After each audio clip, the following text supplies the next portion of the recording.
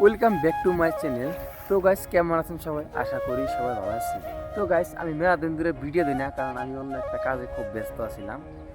তো যার জন্য ভিডিও দিয়ে ফেলি।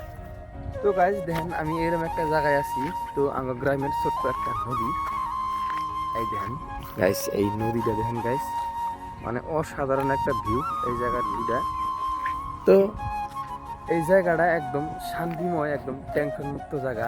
আর এত সুন্দর একটা মানে হাওয়াইতেছে, মানে এর ফিলিংসটাই, এর অনুভবটাই কিন্তু একদম অন্য ধরনের। তো মানুষ ভাবে যে টাকা পয়সা থাকলে মানে মানুষের সুখ হয়, কিন্তু সুখ হলো এটা। তো এরকম একটা পরিবেশ, তো বাসায় মানে কোয়ার বাসা নাই আর কি, এত সুন্দর মজা লাগছে গাছ। আর এই যে গাছ নদী পাড়টা দেখতেছেন, এই নদী, আগে কিন্তু আমরা এখান থেকে মাছ ধরতাম, মানে রাত করে টর্চ লাইট নিয়ে এলে মানে এখান থেকে মাছ দেখা যায় আর কি। এদিকে কিন্তু প্রচুর শয়তান মাছ আছে।